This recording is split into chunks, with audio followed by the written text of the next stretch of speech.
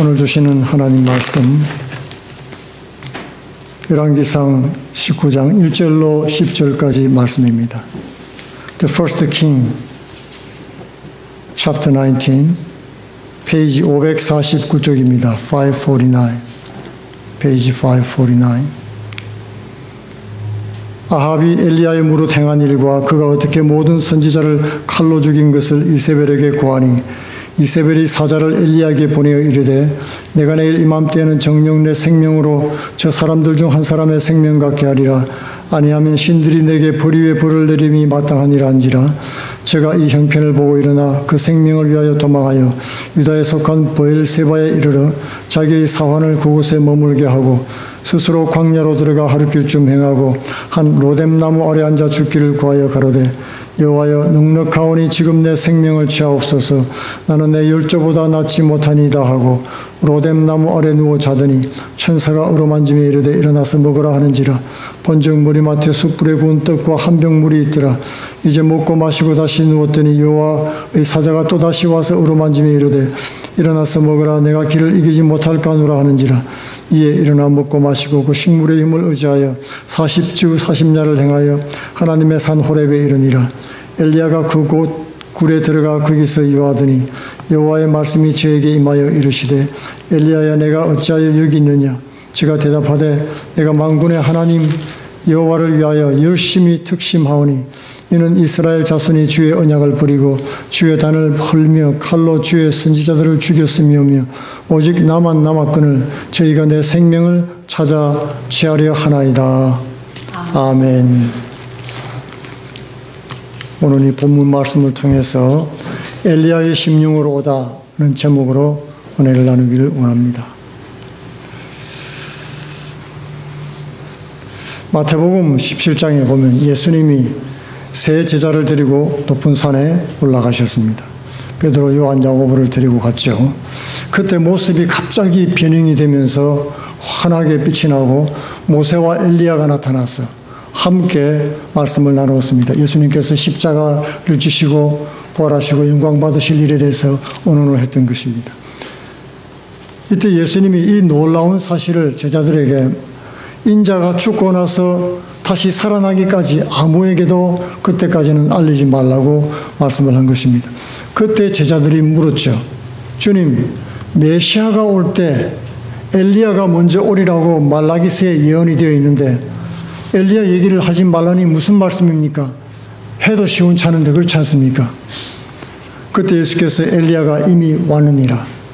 그러나 사람들이 알지 못하고 임의로 그를 대우했다. 그리고 그를 죽였다는 것입니다. 인자도 이와 같이 고난을 받을 것이다. 그제서야 제자들이 그 엘리야가 세례 요한인 것을 알았다고 고백을 했던 것입니다. 세례 요한이 엘리야의 심령으로 와서 주의 사역을 감당한 것입니다. 세례 요한이 잉태될 때 천사가 나타났습니다. 그때 누가복음 1장 17절에는 제가 또 엘리야의 심령과 능력으로 주 앞에 앞서가서 아비의 마음을 자식에게 거스르는 자의 의인을 슬기에 돌아오게 하고 주를 위하여 세운 백성을 예비하리라. 그렇게 천사가 전해주었죠. 그러니 이 세례 요한은 엘리야와 동일한 마음을 품고 사명을 감당한 사람이었다는 것입니다. 사람들이 세례 요한을 알아보지 못하고 오해한 것은 엘리야가 어떤 심령을 가지고 사역을 했는지 제대로 알지 못했기 때문에 그런 것입니다. 오늘은 이 엘리야가 어떤 심령으로 주의 일을 감당했는지 말씀을 통해서 알아보기를 원합니다. 사실 구약에는 엘리야보다 훌륭한 선지자가 많이 있었지요. 우리는 엘리야라고 생각할 때 갈멜산의 영웅 그 정도를 생각을 합니다. 이사야나 예레미야, 다니엘처럼 특별히 성경을 쓰거나 남긴 엘리야서 이런 것이 있는 것도 아니지요. 그저 우리는 능력의 종이라고 생각을 하는 것입니다. 그런데 예수님의 십자가를 언론하는 중요한 자리에 모세와 함께 엘리야가 나타났습니다. 모세가 나타난 것은 이해가 됩니다. 앞으로 모세와 같은 예언자 예수님이 나타날 것을 말씀했기 때문이죠. 그런데 왜 엘리야가 있었을까요? 엘리야의 사역은 시작부터 특별했습니다. 갑자기 북이스라엘 아합 왕에게 나타나서는 내 말이 없이는 수년 동안 비도 없고 이슬도 없으리라, 그렇게 말씀을 툭 던지듯이 전했던 것입니다. 그리고 하나님은 엘리야를 불러서 그릿 시냇가에 숨겼습니다. 그리고 떡과 고기를 먹이셨죠. 그러자 기근이 심해지니까 다른 이방 땅 시돈으로 가서 그곳에 사르밧 과부에게서 함께 지내게 했던 것입니다. 그리고 3년이 지나자 다시 나타났습니다. 아합 왕에게 나타나서 바알과 아세라 선지자들을 갈멜산에 모으라고 도전을 했던 것입니다. 누가 비를 내리는 참신인지 가려보자는 것입니다. 히브리인들은 선지자를 빤네비임이라 부릅니다. 이 말은 원래 나비라는 말에서 왔는데, 이 나비란 말은 무슨 뜻이냐면은 물이 부글부글 끓어오르는 그런 모양을 나타내는 말인 것입니다. 속에 있는 것을 말로 표현하지 않고는 견딜 수 없는 그런 상태를 말하는 것이죠. 무슨 할 말이 많아서 그렇게 속이 부글부글 끓어오를까요? 도대체 무엇을 보았기에 말하지 않고는 견딜 수 없이 끓어올랐던 것입니까? 예언자는 하나님의 눈으로 현실을 보는 사람들입니다. 그리고 미래를 예견하지요. 이들은 하나님의 말씀을 듣고 살고 또 역사의 끝을 보고 사는 사람들입니다. 그러니 오늘날 세상에서 사람 살아가는 모습을 보고서 얼마나 하고 싶은 말이 많겠습니까? 그래서 선지자라고도 하죠. 선견자, 미리 본다 해서 선견자라고도 하고, 예언자, 미리 올 일을 예언한다고 해서 예언자라고도 불렀던 것입니다. 이 엘리야는 바로 선지자의 대표였습니다. 엘리야는 그때 현실을 보았고 하나님이 보여주시는 것을 또 보았습니다. 엘리야는 이 세상 소리를 들었고 또 하나님으로부터 음성을 들었습니다. 그래서 그는 행동하지 않을 수가 없었던 것입니다. 엘리야는 무엇을 보고 무엇을 들었을까요? 갈멜산의 대결입니다. 바알과 아세라 선지자 850명이 모였습니다. 목숨을 건 대결이었습니다. 하나님 편에 선 사람은 엘리야 한 명뿐이었습니다. 왜 한 명뿐일까요? 열왕기상 18장 4절에 보면 이세벨이 여호와의 선지자들을 멸할 때라고 했습니다. 13절에는 이세벨이 여호와의 선지자들을 죽일 때라고 성경은 말하고 있습니다. 하나님의 선지자들을 많이 죽였습니다. 또 나머지는 변절된 것을 똑똑히 보았던 것입니다. 엘리야가 또 본 것은 무너진 제단이었습니다. 제단이 언제 무너졌는지 알 수 없습니다. 그러나 오래됐습니다. 열왕기상 19장 14절에서는 엘리야는 이스라엘 자손이 주의 언약을 버렸다고 고발을 했던 것입니다. 이스라엘은 하나님과 언약을 맺은 백성입니다. 하나님과 약속을 했다는 것입니다. 그런데 그 언약을 파기했습니다. 신실한 신부가 되기로 했는데 그 서약을 파기하고 떠나버린 것입니다.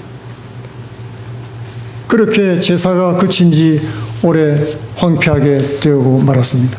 엘리야는 그 제단을 다시 쌓고 백성들에게 외쳤던 것입니다. 하나님 편에 서든지 바알 편에 서든지 결단하라, 그렇게 촉구를 했습니다. 계약을 갱신할 것인지 파기할 것인지 물은 것입니다. 갱신하면 생명이고 파기하면 죽음이라는 것입니다. 계약을 파기하면 하나님께로부터 쫓겨난다고 말씀했습니다. 징벌을 받게 되는 것입니다.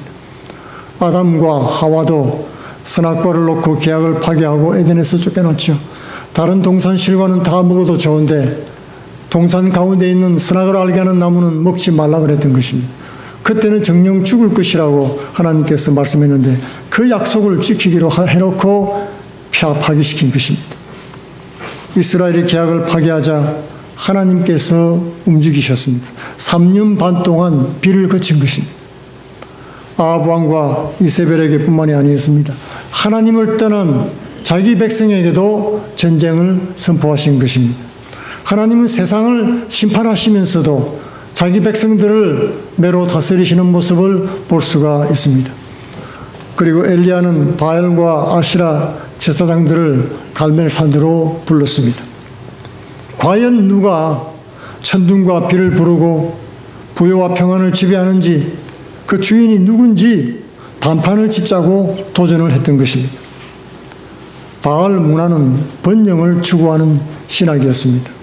풍요와 향락을 최고의 복으로 여깁니다. 백성을 즐기고 향락하고 성적으로 방탕하게 만드는 종교였습니다. 그들의 제단에는 맛있는 음식이 놓여 있었습니다. 춤추고 즐기고 놀다가 마지막에는 성전 창기들과 음란한 행위를 하도록 준비된 문화입니다. 아합 왕 통치 시대는 경제적으로 먹고 살만했습니다. 정치적으로도 안정됐습니다. 잘 먹여주고 그들이 원하는 대로 사치하고 향락하도록 허락된 시대였습니다. 오늘날과 비슷하지 않습니까? 대마초도 자유화하고 마약도 자유화하고 낙태도 자유롭게 하고 성전한 동성의 쾌락을 마음껏 즐길 수 있도록 법으로 만드는 그런 세상입니다. 여기에 도취된 백성들은 아무 생각 없이 쾌락의 문화를 받아들인 것입니다. 악한 바알 지도자들이 끌고 가는 대로 안일하게 바알 문화에 취해 살았습니다. 엘리야는 그것이 왜 문제인지 분명히 알았습니다. 무엇이 문제입니까? 결국 그런 음란과 탐욕은 가정을 파괴하고 나라를 파탄에 이르게 하는 길인 것을 알았던 것입니다. 그러나 엘리야의 말을 듣는 사람은 아무도 없었습니다. 바알 제사장들이 하루 종일 쩔뚝거리면서 자기 몸을 상하도록 기도하고 제사를 드렸지만은 그 제단에는 아무런 응답이 없었습니다. 누가 불로 제사를 받아들이는 신인지 보자. 바알 신이 불로 제단을 태우면 바알 신이 참신이고 여호와 하나님이 불로 제단을 태우면 여호와 하나님이 참신이다. 그렇게 내기를 한 것입니다. 바알 신은 아무리 기도를 해도 응답이 없습니다. 드디어 저녁 소재 시간이 되었습니다. 피를 철철 흘리면서 칼로 몸을 베고 했지만은 응답이 없었던 것입니다. 저녁 소재 시간은 오후 3시쯤 되는데 하루 해가 얼마 남지 않았습니다. 그 시간에 엘리야는 제단을 다시 쌓았습니다.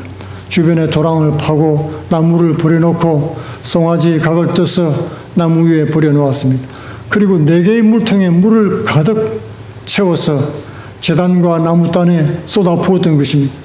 물이 제단과 도랑에 넘쳤습니다. 점점 더 어렵고 힘든 길을 택했던 것입니다. 물을 그렇게 쏟아부으면 어떻게 불탈 수가 있겠습니까?